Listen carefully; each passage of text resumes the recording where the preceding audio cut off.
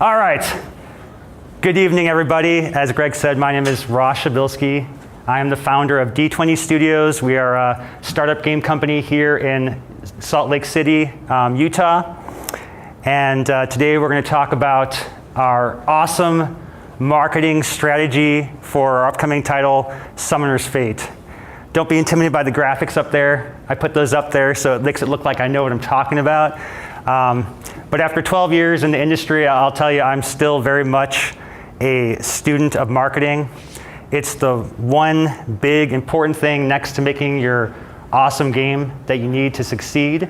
And it's something that we can always learn and grow in. Very important to take every opportunity you can to hear about different ideas for marketing, because it's so critical to getting into success. So a little bit about myself. I said 12 years experience. I started as an indie. I spent 4 years working at Electronic Arts as a producer there, producing AAA mobile games. And I have now been a full-time indie for the past 2.5 years. And I checked my last video, the last time I spoke for the indie game group was about 2 years ago. And I looked back at the presentation when I was just starting to talk about the creation of this game. And it's kind of cool now to see kind of where things have come. So I'm excited to be here and share this with you guys today. Okay, so let's jump in. I put this is the key takeaway of this presentation. All right, this is my big secret of what I believe is the spirit of indie marketing. And I put it at the front, and we're going to talk about the end because I believe it's that important. The spirit is give to grow, okay? And very important to distinguish that means it's not a give to get in return. This is a literal give with no expectation of anything. and that's why I like to do these kind of talks, because every moment of success I've had in the industry has come from the most unexpected places, but it's always been the result of just sort of this voluntary, finding ways to help other people succeed is how we all succeed. And so that's kind of the spirit of what I believe leads to success in this industry. And I'll kind of try to tie that in throughout the points, but just kind of keep that in mind that if you're looking for what I think the secret to indie marketing is, it's give to grow. All right, so next point. What is your marketing goal? All right, so we're going to talk about what we think the goal of marketing is. And I'd like to be interactive, so feel free to shout out if you guys are working in a game or just want to take a stab at it. What is the goal of marketing? Anybody? Yes? The goal of marketing always is to bring in paying customers. Bring in customers. Love it. Good. Anybody else? Visibility. Visibility. Excellent. Get your game heard. Get your game heard. Fantastic. Anybody else? I found it's a great way to lower your bank account balance. Yeah. Yes, indeed. That is a good one. All right. So I'm gonna take a focus here, and it is in fact all those things.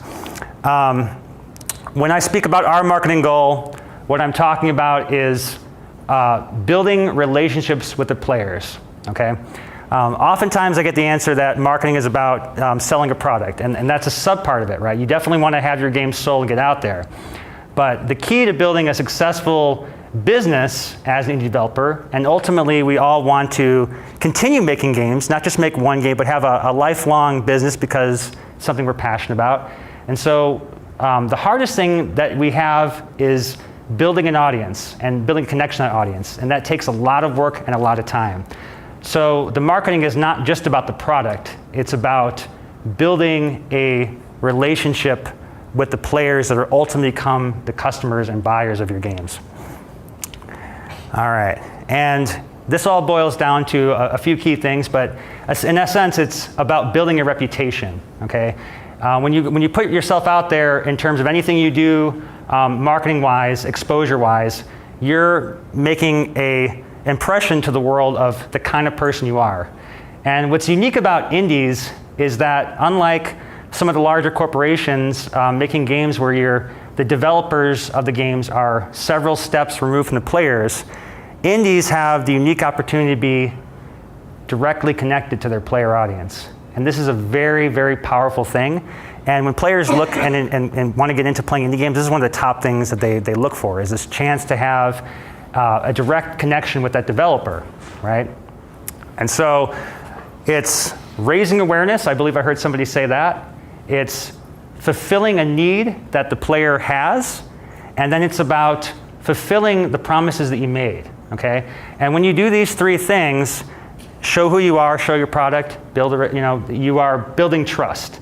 And trust is the essence of successful marketing, because once you have the trust of your player, you'll have lifelong customers with your game. All right. So, what need does your game satisfy? All right. Oftentimes, actually, I'm just going to ask this: when does marketing begin? When do you start the marketing of an indie game? Yes. Well, my company, the minute we had a design that we were going to move for, we would actually have the artist make up a 3-foot by 2-foot poster and put it on the wall, because it makes it real for everybody on the team. Excellent. That really is important, to actually establish that brand identity that you believe in, because you can't sell it if you don't believe in it too. Fantastic. I like this guy over here. He's got some good answers. About the money and that too. Anybody else? When do you start your marketing? When do you think you should start your marketing? When you decide to make a game.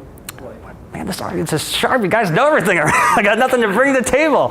Yeah, so I would fully agree with these sentiments. Marketing begins at the inception of your product. I love what this gentleman said here about creating an image, putting something in front of you to kind of make it real, because your marketing is something that's going to carry through your entire lifespan of the product. And so at the very onset, you've got to be asking yourself, when you're making this game, right, what is the game solving? What's the problem it's solving? What are the needs of the customer you're meeting? So what we do at D20, we like to use imagery, right? So this is our player, our personification of our player, right? He's a kid. He likes playing games like Dungeons and Dragons, Magic the Gathering, and he enjoys these types of games because, they fulfill a need of his, a need to creatively express himself. He likes to role play because he gets to be the hero. He likes to not just win, but he likes to win in the most creative ways possible. He likes to, express himself when he plays. And so when we looked at our game and what we could solve for the customer, we asked ourselves, well, what's changed for this player? And the problem is he's grown up, right? And so the games they used to play maybe take 3-4 hours. They've got rule books that are about yay thick. They cost lots and lots of money and require lots of time. And so what we're trying to solve with our game is, how can we deliver on these experiences and bring back all that imagination and fun and adventure in a really short time window? And so this is kind of a glimpse for those who haven't seen our game yet of kind of how that came together. And in the images behind me, what I want you to pay attention to is kind of the way we're drawing in the different elements of what that player was looking for. There's fantasy elements, there's cards that maybe were incorporated from the games you used to play. The design of it is made to eliminate anything that might cause distraction for that player in terms of getting into the core things that player needs and wants to do, right? And the needs being, I want to creatively express myself.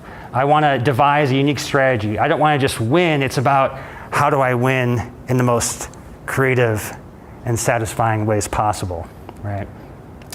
And then the other key thing we looked at is, how do we bring this experience to a player in such a way that they can access it anywhere, right? So if you don't have time to play and sit down at your computer or your account, you can access your phone anywhere you are. And so that's kind of, our way of looking at the framing of this at the onset. And something that's important as you're developing your games, to be thinking about these things and sort of the vision of the future. All these steps that I'm showing you were planned from the inception of this game we're building into our marketing. Okay, so the elevator pitch. This is great.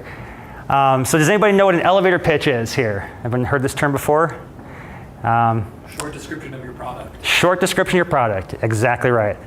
The joke goes, you're in an elevator, there's a key player there, somebody that can invest in your game, a publisher maybe, and you've got to describe your game as rapidly, fast as possible, as clearly as possible, so they understand both what it is, right? That's important. You got to kind of combine what it is, but also you got to make it interesting, right? So I'm going to give you an example, and this is what our elevator pitch looks like. Summoner's Fate is a top-down fantasy adventure meets deck builder, okay? So when we say that, we're kind of appealing to players that we assume know what these terms are and what they mean. Another way to say that might be something like, Summoner's Fate is Dungeons & Dragons Tactics meets Slay the Spire, or Dungeons & Dragons meets Magic the Gathering, or Hearthstone, or you could use any kind of combinations. Elevator pitch is not necessarily something that is static. It changes and evolves specifically based on the audience you're talking to. We most frequently use that at a lot of conventions, and so we've gotten really good at selling it really fast, and we can tell as people are coming by what kind of player they are and if they've looked like they've seen it before, and then we can kind of reframe the description. So that's our quick mashup, but then how do you sell that game, right? Because that's kind of interesting, maybe intriguing, but doesn't necessarily give me a sense of what makes it unique or what makes it pop, right? So then I add to that, it's about winning in the most creative way possible. And that suddenly kind of brings some intrigue and questioning, right? And then, what does he mean by creative? Okay, so I ask things like, what if your attack was throwing a squirrel at your enemy, okay? Exploding squirrels? And what if, when you threw the squirrel at your enemy, it hit them, fell to the ground, and could turn and bite him in the butt? And what if you could play a card to transform it into the Incredible Hulk squirrel? And what if you could use another card to breed an army of incredible mutant Hulk squirrels to decimate your opponent? You would feel like a badass. And that's what Summoner's Fate does, right? Gets you pumped. And who said exploding squirrels? Because yes, More fun if they exploded. you can absolutely explode those squirrels. We got cards for that too. If I had my big marketing stand here, I'd point to be like, that's the card that makes the squirrels and the squirrel bombs, right? And so you gotta get playful, right? Like, this is one of the great things about doing trade shows and conventions is you get 200 different times to practice your pitch in front of a live audience. And you can tell right away based on whether someone gives you the side glance or they look at you with this look of, yeah, I want to hear more in their eyes. And so we've gotten really good at giving our pitch, but that's the example with the squirrels. Okay, so now we're going to talk about the pyramid, right? And kind of the overarching, all right, now we've got our pitch, we've got our concept, we've kind of been planning it from the beginning. Now, how are we going to get this game out there to build the audience, okay? So I'm going to draw your eyes to a few key things in the pyramid, all right? In the bottom right there, you're going to see a number, okay? 150K MVP install target for worldwide launch. All right, so that's our target, all right? We've looked at, we spend a lot of time, resources making this game in order to make back our investment and have some sustainability and hope for the company to have a future making more games. We've got to hit a certain target to build that business. And so based on all of our calculations and everything, we've determined that 150K is the solid number that would put us in a really good position to build a future with this company making more games, right? And so from the target, we can now build a plan and a strategy to attack and achieve that number of success, right? So at the top, the very first thing, we've got the D20, all right? And what that stands for is everything that we're doing internally with our own network to build that relationship with our customers, to build trust. And so what does that include, right? This includes things like our home base, right? The website, where we're drawing everyone into the summonersfate.com website because we want to have the community be our own community, right? We've got our forums there that are our own custom forums where we can have people register and put their emails in there, and then we can also send them newsletters and directly communicate with them. And some of the examples of some of the things we do to engage the audience, these are little comics that my wife, she does our marketing, and she takes a lot of time to come up with creative ways to engage players. We're talking 2 years, right? We've been doing this, so we've been trying to keep people interested and excited for this game. And so these are some of the creative things, like little tree guy over here, he's got, oh no, the tree's been chopped down. No! And it's just like these kind of little fun things that get people to chuckle, or, dragons, for some reason, they just really love pitchforks. I don't know why, but players find that funny and they gravitate toward it, and it keeps them re-engaged and coming back to hear more about it. So these are the kind of ways we kind of engage them regularly. But the key is, with all these things, consistency, right? Marketing fizzles out pretty fast when you stop doing it. And I often joke about, like, I wonder how long it would take for Coca-Cola to become irrelevant if all of a sudden they just stopped their advertising. Because you wonder at some point, like, doesn't everybody know what Coke is? Why do we still see it in movie commercials all the time? It's because consistency is key. What they're doing is continually building that brand loyalty, showing you that it's the product's gonna make you feel great. You're gonna have all these great experiences, right? And so that's what it takes. We do daily updates across 20 different channels. I actually counted them today. I have a list of them on our website. 20 different communication channels. So we're going to jump back to the pyramid here and look at that. So I've got a few of the key ones at the top. Everybody knows things like Facebook, Twitter, Instagram. One that you may or may not have heard of, depending upon how like up to speed you're at the game things. It was new to me when I got into it. Is the Discord. Have everyone heard of Discord? Apparently that's real big because you got in there twice. I do. Discord's very important. It's actually in there twice because, and I'll speak to that. There's a reason it's twice. But Discord's great. It's basically a chance to have your own server. It's like a Slack kind of a thing, but geared toward gamers. You can have roles.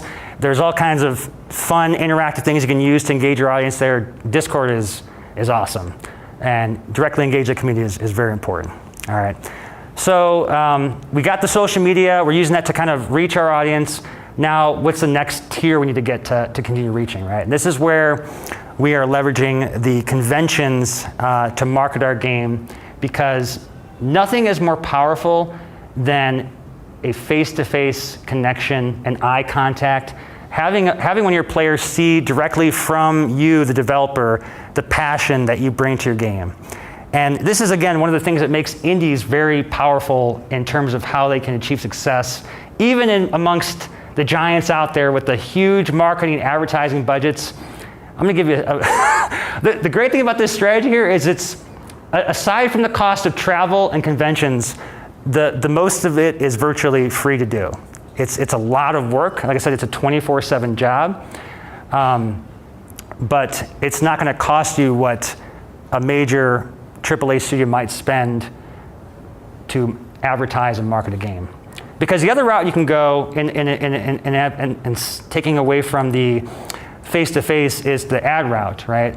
And we looked into that, but there's key challenges, and namely, it's just the cost of acquisition of users in Facebook, ad-based marketing is just too high for indies to compete in that space. And when I started, I think the cost per user was maybe something about $2.50, $3 a user. I think we're upwards of $10 a user now to acquire somebody via Facebook, right? So at a certain point, you're almost paying more money than it costs to sell your game to acquire a player just to come and download it in the first place. It's scary.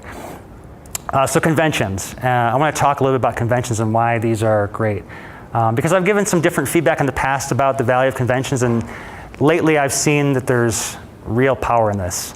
So the first major convention that we did with Summoner's Fate was the PAX West. That was earlier September this year. And we did it with the Indie Mega Booth. Something I would highly recommend to anybody to check out and try out when you get your game to a place where you feel really good about demoing it.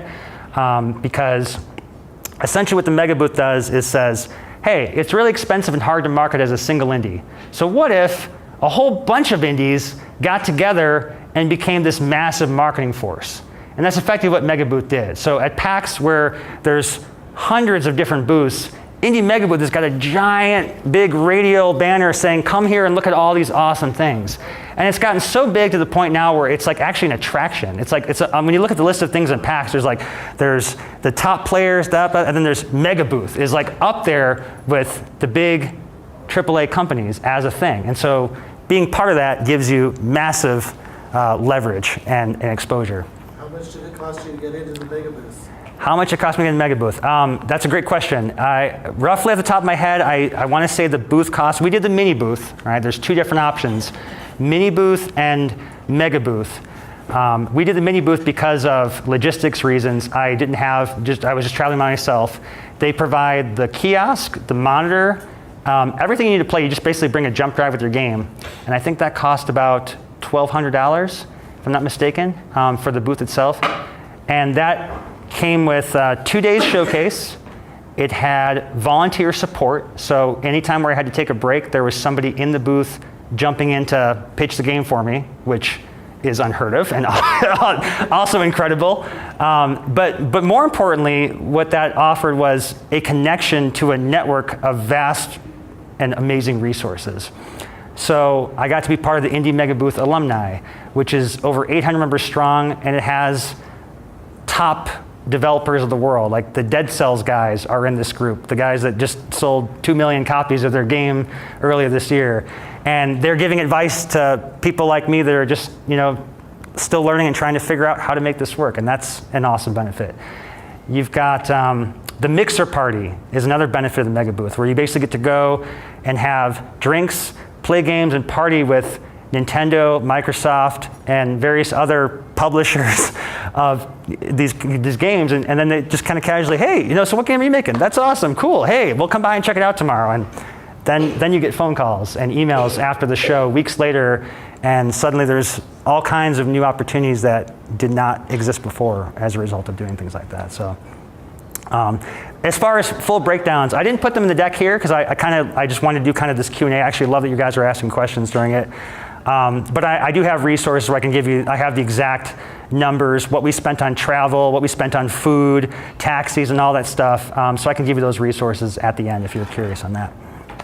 One thing I did want to do, since I've got Peter here with me, if you want to come up and join me, we're going to do some fun role playing about how to market your indie game at the booth. And this is just awesome because every audience we get is different, and it's just cool to see, how this works. So you want to be the typical player coming by, like you're just, I don't know if we have to do this in camera, but you're just coming by my booth, and I kind of start off, we need you download, so I'd be kind of standing in my booth, and here's my booth, and I'm standing in front, and I'm just sort of smiling, and he's coming by like, hey, how you doing? Oh, hey. And it just kind of walk by. All right, so we'll try another one. Come back here. Okay. This is the game you've been waiting to play. Nope. Ouch. Wow, that hurts. That stings, right? So, these were some of the experiences we had recently we were both at Atlanta for Dreamhack together. We just got back just before Thanksgiving, actually. And it was tough because there was kind of light foot traffic there, but people would come by the booth and you'd make eye contact. They do. Oh yeah, that's a good one. That was a common one. What other ones have we got? The side looker, there they go. The gaping. Watch out for that guy. He looks like he's interested in talking to me. I don't want to be part of that, right? Start pitching. Hey there, how you doing? Wait, was it? Oh yeah. Oh yeah, that's right. They just keep walking. Yeah, they just keep going. Yeah, that's a good one. So. Yeah, and it can sting, right? But you have to take each one of those little stings and just be like, nope, and turn around. And so, this is why you have your marketing vision, you have your elevator pitch, you got to figure out how you're going to get attention. So this is what we started doing. And I just come by with the group. Hey man, you want to throw a squirrel at something today? What? Hey, I'm Ross. How you doing? Nice to meet you. You got to check out this awesome game. And then you got to go into it from there. So key things here are get their attention with a really weird thing, because for some reason, weird statements like that catch people off guard. He immediately stops and goes, wait, what? Did you just say throw a squirrel at something? What? And then before they have a chance to recalibrate and continue on their path, you extend the hand, right? And people can be really, really nasty to you at these things when you're just sort of like walking by. But once you put the hand out, you got to be a really cold person to turn down an introduction. And then once you're talking, right, you've got this relationship going, and suddenly it's like, oh, I didn't realize, that is exactly the game that I want to play. Yes, oh my God, so come down and play, come down and check this out. It only takes 10 minutes and you guys are gonna love this, right? And then you just kind of go from there. And it's really great when you got a group, because when they're with a group of people, you only need to get one person hooked, and then the whole group by obligation has to stop with them, and now they're all hearing it. And the key thing at conventions is crowds build bigger crowds. So once you get a handful of people, it's very easy to plummet that, and suddenly you've got like the whole show floor, and everyone else is looking at you like jealous, like, man, how'd they get all those people over there? It's like, come on, we need more seats, and we ran out of devices. Peter's pulling his phone like, here, play to my phone. You go over here. All right, here, you over here. I don't have anything to play yet, but let me just keep you entertained and talk to you about, we have our banner. I wish I had brought that. And we would talk and tell the story, because the banner actually has the whole elevator pitch in like graphic form. And so we'd point to it and tell them the story, and at least give them the idea while they're waiting, kind of what's happening. So what was your end game? Was it to try to get their contact information so you could send them follow-up information, or what was? Yes, excellent question. So we had a few goals. Obviously, contact information is great. All of our demos have run analytics, and we'd look at things like when they play it, how far are they getting through? Are they being engaged all the way to the end? And if they make it to the end, then it presents a email sign-up option. And so they can put in their email address and then get signed up automatically for our newsletter as a result of that. So that's really important. And we have, I have metrics for that too. If you guys want to see them, I can pull them up. I have it on my computer. So we can kind of offline afterward about the metrics and what we actually got in terms of foot traffic. I mean, we looked at everything. How much time was between booths? Like, I can give you some numbers. PAX was roughly 3 minutes of downtime between sessions running a single machine. All right, single machine. Dreamhack, by comparison, I think we had about 10 or 11 minutes downtime, and we were running 4. So that considerably less traffic, and I'd say we had about half, probably under half the foot traffic as the other one. But when you look at numbers and data, like I track all this stuff and like to keep sense for how different shows perform. The weird thing about marketing, though, is that it's the unspoken or untrackable metric quality that you're also there to do. And so I've a lot of master people have done boosts, and there's great articles on Game of Sutra I can recommend that have done this before. We'll talk about, where's your metrics? Like how did you actually do in your ROI? And if I were to use my metrics as the pure standpoint of ROI, it would look pretty sad. I would be pretty depressed to say this is all I got at the convention, because the numbers, and you add the cost of travel and anything like that, you're back in that boat of paying $10, $20 a user, and you're paying more than you're making for your game sales, right? It's the other half of the equation that you can't track, which is brand awareness and exposure. So every time you're doing these things, it's just like the Coca-Cola. Even if you're just walking by and you never play it, you've now seen it. And the more times you've made an impression and you've seen it, you're creating a sort of, subliminal awareness of it, right? And you're creating a lasting impression where it creates these seeds, I guess I would describe it, where at some point, after enough repetition, it's just like, Summoner's Fate, Summoner's Fate, Summoner's Fate. They just wake up in the middle of the night, Summoner's Fate, oh my God, this game. And it sounds really funny when I say that, but if they think about it, there's that Simpsons episode, the one where Homer joins the clown college. He goes by all the billboards, and he's like, I'm not going to join that clown college one. And it just for whatever reason, after enough exposure, sinks in your mind. And that's actually what does happen with these things. So it's that subjective quality as well that we're there to achieve. It's the impression. It's the face-to-face. The other awesome thing about Atlanta for us was that in addition to the showcase, we got to participate in their game pitch competition, and as well as their stage time. So I try to look for opportunities that I can capitalize on the whole trip. And the booth itself was great because they provided us a free booth and gave us an award, which was cool. But on top of that, it was we're gonna give you 15 minutes of stage time to go in front of an entire audience at the convention and just talk about your game. Sign me up for that one. And then on top of that, we're gonna have a team of venture capitalists, publishers, veteran game developers judge how well you can pitch your game and then give you feedback on it. And they're gonna do that twice for you. But one in closed doors, and then again, you get to do it on live stage. And then they stream that on Twitch. So that was also a huge benefit. And I can't measure what the impact of that was, but I'll tell you, anytime somebody in a high profile position looks at your game and gives you any kind of feedback, that's a golden ticket right there for learning, for growth, for exposure. Okay, so let's talk about the next tier, which is kind of where we are starting to move into next, right? Conventions, PAX, that's gonna take us and get us exposure. It's kind of the norm for the indie things. How do we get to this massive number we got here at the bottom though, and even beyond that? So Twitch and live gaming streaming has become this big thing. And it's taken me by surprise because I'm fairly new to myself, but my kids are into it. I've got a 7-year-old, a 5-year-old, they all watch these things. And I've started watching them, I'm like, yeah, this is pretty cool actually. It's surprisingly entertaining to watch these games. But this is becoming a massive way to get large exposure with games. And kind of the landmark example I like to use is the Dead Cells. They had an awesome article they published back in September on game industrybiz.com. And their head marketer, Steve Philby, basically master, really smart, insightful guy, goes through all the gamut of this marketing strategy. But the one part of the article I kind of honed in on was this idea of the streamer community and how he leveraged it. So a top tier streamer, does anybody want to take a guess at what it might cost you in terms of budget to enlist one of these players, like a ninja style guy to stream a game? Too much. That is a great answer. The number referenced in the article, I found it hard to believe, but I'm certain it's true. $30,000 an hour. An hour for 1 hour. That is a massive budget that you have to spend. And the Dead Cells guys said their total marketing budget they did for 150 grand, with half of that, the bigger half of that being salary employees doing like the day-to-day stuff like we're talking about here, making the connections, doing the face-to-face, doing the updates. But then the other piece of it being the convention marketing.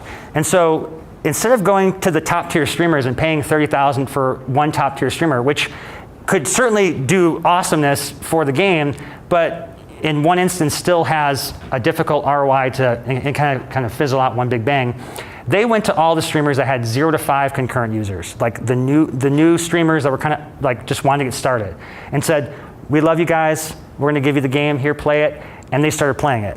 And then the 5 to 25 member streamers started playing it.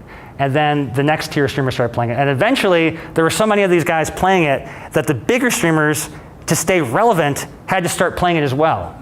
And so they played it for free, just because the other guys were taking away the popularity from their streams. And I'm like, that is brilliant, brilliantly genius. So it cost them nothing, other than just, hey guys, let's all work together and grow this thing. And hence why I bring back again the sort of, did I have this at the end here? The give to grow, right? I said I would bring it back, and this is how it is. The give to grow. You got to look for these opportunities where you find some way to give freely of yourself in a way that the returns will come back to you in awesome, mysterious ways. So like one thing I recently done, I said I was really inspired by the story. I said, you know, how can I do this? So I started looking at like different streamers in the community and trying to find these 0 to 5 streamers. And it's actually hard to find streamers because they're kind of all over and it's fragmented. And I came across this awesome community. They've got 800 plus streamers. I said, this is awesome. And I was the first developer to find it. I'm like, yes. And immediately I think to myself, like, this is great, but you know, how do I give to grow, right? That's again the philosophy. So I instantly think, well, the Indie Mega Booth was there, and they gave so much in terms of helping me get exposure. Like they've got this awesome community. I'm like, I'm going to just share this with these guys. I went re-talked to their admin. I said, hey guys, there's this awesome community of streamers. They're excited about the idea that we could kind of partner together, level each other up, because if a bunch of streamers can level up a game, streamers also need to build their audience. What if a bunch of indie games came in and said, let's help level up these streamers? We've got all these marketing resources we're doing. We take and pool resources, and suddenly, you know, the one individual guy in a big group of people, and now I've got 2 big groups of people merging in giant forces. Like, what kind of awesome things can happen with that, right?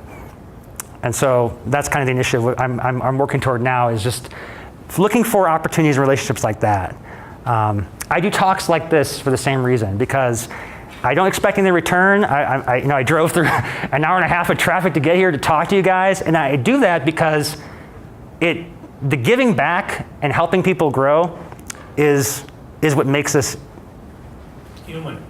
Yes, it makes us human. It makes us indies. It makes us all get better and, you know, awesome at this stuff. And that's where the passion is. That's why I love doing what I do, because seeing that come back and hold it together, man. Let's get like this. It's so hard to say this stuff, but it's true. You speak from the heart, and I mean, 2 years time, no salary, working on this thing, that wears on you, especially when you have a family to take care of, right? But you do it all for like the hope. It's like, I think my mom tells me about the movie, what's it called? The Christmas Time. It's a Wonderful Life, right? Just give and give and give, and at the end, it's like, it seems like it's hopeless, but then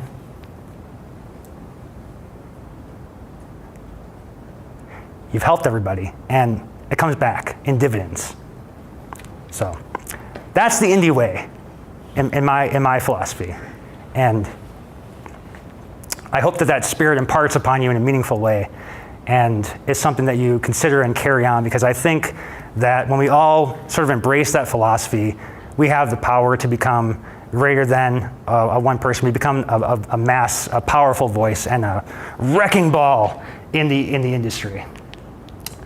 Okay, so additional support and ways you can gain additional knowledge support. I have a channel, so you saw my brand at the top. Game Dev Chats is sort of my thing I do on the side. It's a channel dedicated to just sharing knowledge like this. I talk about startups, how to make games, how to program AI. I mean, anything in the spectrum of making games is on there, and it's a free resource, so check it out, gamedevchats.com. I also have a Discord. You guys are welcome to join there if you want to one-off and have advice or kind of coaching. I'll get emails from time to time, or people reach out and just have a question like, how do I get started with this? Or, what do you recommend for this? And I always love helping with that stuff. So these are some resources. Feel free to take that and use them. All right, so that's all the content I have. I have lots of other things I can talk to as far as marketing, so if you guys have any other questions. We did a Kickstarter, if you got questions about that. I can certainly tell you more about the 2 recent conferences we were at and what that experience was like. Do you guys have any questions I can help answer? Yes? So I'm curious on your Kickstarter, you chose a $10,000 goal. Yes. It's obviously not enough to make this game. So why 10,000? What was your, why did you pick that number? Why did we pick the number? Yes. Okay, so our goal with the Kickstarter, as strange as it may seem as the goal of Kickstarter is, was not to actually raise funding. Our goal with the Kickstarter was to identify an audience of evangelist players. To get a sense of read the market, but also figure out like who are the people that are going to support us and they're going to champion this game, and how do we rally them together and create a presence around that. That was the actual goal of the Kickstarter. We picked the amount of 10,000 because given the current size of our audience and the percentage of what we believe would be actionable within that audience, that was a number we felt confident we could achieve. And so it was basically a full-on marketing effort to attract and build the relationships that, again, if I were to do the math on it, would definitely net out in terms of a negative ROI for time invested spend. But in terms of what we gained in terms of showcasing the game to the world, having the success of completing that Kickstarter, gaining and identifying those key fans, and then having that build upon a fan base, like all those Kickstarter players right now, they're playtesting our game. And they're doing it just out of the pure passion of wanting to be the first to get in, and also they want to help support it. Like I spoke in the Kickstarter about how this is a community-driven game. And my goal with that was to be like, no, I actually mean that. Like this is a game where the players are shaping it and making it, because I think as a player, that's a really cool thing to take part and actually shape it, and they are. And we're doing that with the Kickstarter. I was surprised how many of the big tickets you actually had people support. That was pretty cool. Yeah. So if I were to do Kickstarter different, or if I could say something about like the actual number raised, there's actually a reason why we were like when we pitched the game originally, the philosophy was it was a free-to-play game. And to give context for Kickstarters, because you'll hear things about Kickstarters raising, $2.5 million or $200 million, like back in 2012, mind you, that landscape has drastically changed. But some of the competing games in our genre, like we're making top successes at the time of our Kickstarter launch. One comparable game had generated, I think, over 100,000, and then another one over 40,000. And so we were probably in the lower end of those. But key difference is that we were not doing any kind of pre-sale. So typically, when people go to Kickstarters for games, they're looking for the early access pre-sale. It's almost how it's being used. And in fact, their competing platform, Indiegogo, I think, is actually now looking at just straight up making it pre-sales. They're like, you know what? We're tired of having people complain about the product not getting done. So we're going to turn into a pre-sale platform. You're going to raise your money like a Kickstarter, but you don't actually get the money until after you deliver the product, which is completely backwards, but that's how they're looking at it. So most Kickstarters focus on the pre-sale, and when we did our research on this, in terms of free-to-play mobile games, only 30 other games at the time we launched ours had successfully raised funding over 10,000. So that puts Summoner's Fate at actually a really good success margin in terms of all like the thousands of games on Kickstarter, we are within 30 games that successfully raised 10,000 on a free game, which is, and it speaks volume of the audience in terms of, we also did it with only just over 100 people, I think, in terms of like the number of backers. And typically you see about 4,000 to 5,000 backers on average, because most people are pledging $20 increments, and our average was well over 100 or 200, with a lot of those being the top tier, like I want $1,000 to make my own character and be immortal in this game, like that kind of support. So, yeah. Other questions I can answer for you guys? Yes. Do you have a launch date? We don't have a definitive date. We have a time window. The plan is that we are going to do a public early access on Steam or on Discord. I never did get back to that other slide I realized about the bottom. The reason Discord was on there twice is because they now have a storefront. So the bottom level tier is, if we get feature placement, those numbers, what I gave you at the bottom, can quickly expand and go through the roof. Like 150K is what we're trying to do, assuming we don't get support. You get feature placement and you can become massive success overnight. Anyway, so public early access, early next year, either Q1, Q2. Right now we are released in terms of a private release. We have kind of a private beta going on. And we do everything in incremental testing. So the way I look at it is, you get one big shot to do your massive, big, hey, all the press, come check out this game, kind of a launch. And before we get there, we want to make sure everything's perfected. So we're taking it slow, and that's kind of the plan for launch-wise. Other questions? Yes. Entirely bootstrapped? Yeah, I would say not entirely. I mean, we did get funding on the Kickstarter, but I would say that kind of nets out with the time we spent building the campaign. So, It's a long grind. yes, it is a very long grind. And still married, that's amazing. Yes, I appreciate the the level of experience to recognize how hard that is in this room is very. Yes, thank you. It is a massive achievement. Yeah. Yes. So I think you said earlier that you did it full-time. Was that like full-time, or did you have like a day job at some point? Oh, yes. So the first time I did the business, I was moonlighting. Our first title, Hero Mages, was the precursor to Summer's Fate. That I did while working a full-time job. Okay. And there's no way I could, that capacity now, like with kids and a wife, I mean, I can't stay up till 4 in the morning anymore like I used to. You know, it's just your body starts to break down.